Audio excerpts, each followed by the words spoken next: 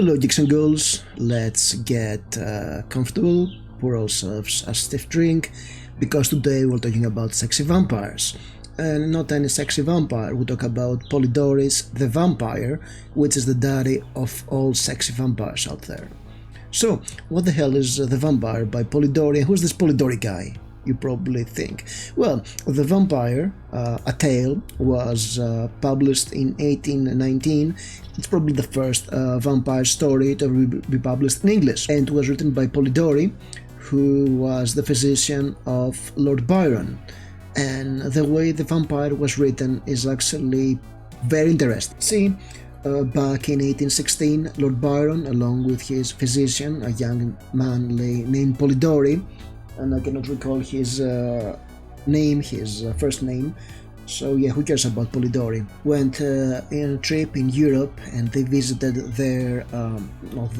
Lord Byron's friends Mary and Percy Shelley in a villa, the Villa Diodati in Geneva. And one day there, it was not a hot summer, it was a summer that was very dark and gloomy because there was no summer that year.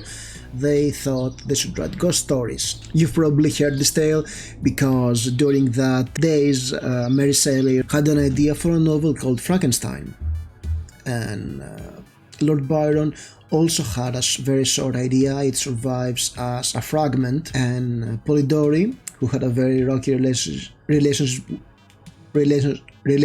with everybody there because they were richer, more attractive and more charismatic than him, and also more worldly, decided to take this idea of the fragment and write a story based on it, only put Byron in it, and this became The Vampire, and it was published in 1819 in April as a tale by Lord Byron. So there was a whole kerfuffle about who wrote what, and Polidori said, I wrote this based on a Lord Byron idea, and it was also a bestseller. And there are some similarities between the ideas of Lord Byron and the final book by Polidori, but there is a very little similarity. Lord Byron's fragment is about an old man going into Smyrna and in some ruins there, and he performs a ritual where he is reborn as a vampire. His idea was that he would return to meet the narrator of the story later on, but never wrote the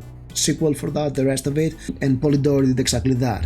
So how we get to The Vampire, and let me tell you about a synopsis of the story, because yeah, it's 202 years old and pretty outdated, the story, so there'll be spoilers. If you don't want to be spoiled, you can always read the story in a link below, or find in many vampire anthologies. I have the story here in this little book, and it's 20 pages long, but it's very dense, as the entire Wordsworth Editions series on Tales of Mystery and the Supernatural. So yeah, it's about 40 or 50 pages long, I guess, in a more sparse and smaller edition. It's nothing that astonishing, come to think of it. So, what's the story about? The protagonist of the story is an orphaned young man, Aubrey, who is of noble birth, and in a party he meets the mysterious, charming yet very corrupt Lord Ruthven, who is clearly inspired by Lord Byron himself, and he agrees to travel with him in Europe. And they get to Rome, where they get into a big fight because Ruthven seduces a girl that Aubrey knows. So Aubrey leaves for Athens, and he meets Ruthven there. But also while in Athens, Aubrey falls in love with his innkeeper's daughter, the beautiful yet innocent and virginal Ianthe. She tells him about the legend of the vampire, and she's later found dead with her throat torn open after being in a rendezvous with a gentleman. And yes, he meets Ruthven in Athens too, but he never connects the dots like every other hero in a gothic novel. So they live together. He is heartbroken by Ianthe's death, and while traveling they are attacked by bandits, and Lord Ruthven is mortally wounded, and with his dying breath he makes our protagonist, Aubrey, promise him that he will keep his death secret for a year. So Aubrey returns to England, only to find that Lord Ruthven is also there, but he used another name this time, So he goes into a manic episode. He is taken care of by physicians. So he goes into spells of madness and is helpless as Lord Ruthven seduces, marries, and finally kills his own sister, the only person he has in the world. And this is how the story ends. And Lord Ruthven is probably the daddy of all romantic vampires. And yeah, it's kind of interesting to see how this works, because he is clearly very Byronic. I think the term Byronic is used to describe vampires because of this story. And yeah, you can probably see a lot of Polidori's frustrations with Lord Byron coming out in this story. And there is a very strong theme one can identify at once, because Aubrey is the very young, innocent and virginal man who can do nothing as a corrupt man of the world, seduces and ruins the women he cares about. And I think that Polidori was quite young when he started following Lord Byron, who had he was notorious in England. So yeah, I mean, the memes of Virgin Polidori and Sad Byron write themselves at this moment, okay? And it should be noted that this is not the first work that uses vampires as an erotic symbol, as the theme of seduction of the innocents by the undead is also encountered a lot earlier in romantic poetry of the 17th century from mainland Europe. But Polidori's main contribution to the genre, apart from being the first to do a vampire story in English, is that he has the vampire passing as human, meddling in human society, being a wolf among sheep. That's quite interesting and probably influenced a lot of the works that came later in vampire fiction, and there's some very popular vampire stories coming, like Le Fanu's Carmilla in 1871 and Bram Stoker's Dracula in 1897, which is the ultimate vampire novel. And those two works have something vastly different from Polidori's The Vampire. In those two stories, an East European noble is coming into the civilized world and is ruining their daughters. So this has a bit of xenophobia in it. And in Carmilla's case, we also get a good dollop of homophobia along with it, because it's a woman from abroad coming and seducing the innocent girl. You can't even trust a woman. What's the world becoming like? But the vampire is actually getting a more anti-colonial theme in it, because we have the degenerate Englishman going away into some other countries and ruining the women there. But they shouldn't leave the good people of England not care, because when he returns back home, he will also ruin their women. And when I say ruin in the vampire fiction, they're beaten, but what they being beaten by a vampire symbolizes is something else that has to do with a woman bleeding, but not from the neck, okay? You get the idea of what vampires are really about in 19th century Gothic romances.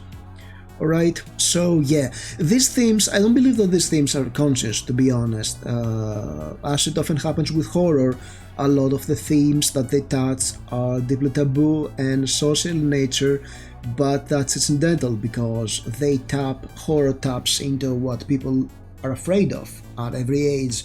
So you get a lot of social critique or phobias or biases simply because people are afraid of that, and fear is something unconscious. So it's not #cancelable, because you know what, it's not about what you're afraid of, but how you act about your fear. That's what really judges you. That's another conversation. We'll get into a can of worms here, okay? Let's get back to vampires. Of course, there's another very popular vampire work in the 19th century, Varney the Vampire by James Malcolm Rymer and Thomas Pickett Prest, which is something like 19th century Dark Shadows. But you know what, I have not read this work yet because it's this thick and the pages inside are like that. So yeah, it's 667,000 words long. I haven't read the shit yet, and I doubt I'll do this soon, alright? It's especially after reading that this book is very disjointed because it was published in serialized Penny Dreadfuls. It's been obscure for a way for that reason, because it was a popular read, a Penny Dreadful. It was very popular and established a lot of things for vampires that came later, like Carmilla and Bram Stoker's Dracula. Alright, let's get back to Polidori's The Vampire, because what's really interesting is having this theme of men feeling insecure or impotent. When you get men writing vampires, they see them as the ruiners of young women. So yeah, that's a reflection of male insecurities and or desires. Let's be fair, some of the appeal of the vampire is you being the vampire, but it gets even more interesting if you see this in this light of fear of male sexuality and the ability to seduce women when women get right, these vampires. So you get the romantic, sensitive bad boys like Lestat from Interview with a Vampire by Anne Rice. So the Byronic vampires of old turn from monsters into sympathetic villains, and it's interesting to see what women see in those characters, in those bad boys, sort of, this female gaze into this. This is a great exercise in seeing, in mirroring those two ideas. I mean, Lewis and Lestat from Interview with the Vampire have this Aubrey Lord Ruthven energy to them, but in Anne Rice's work, the innocent one, Lewis, is being transformed by Ruthven into a more predatory being, less of an innocent man and more of a predator, but he still has emotions. So yeah, that makes you think about what women really want, right? Or you know, we can even get into Twilight, but let's not get there in Twilight because we're missing the plot here, okay? I mean, the idea that we have a lot of vampire daddy characters out there, of seductive vampires that take an innocent woman and make her awaken, is really interesting to see why this fantasy works and why these novels are so popular. We even have a lot of paranormal romances with vampires, and to be honest, I see those paranormal romances more like a realistic version of billionaire romances, because let's be fair, the dude being a vampire makes much more sense than the dude being 21 and having made billions of dollars on his own, alright?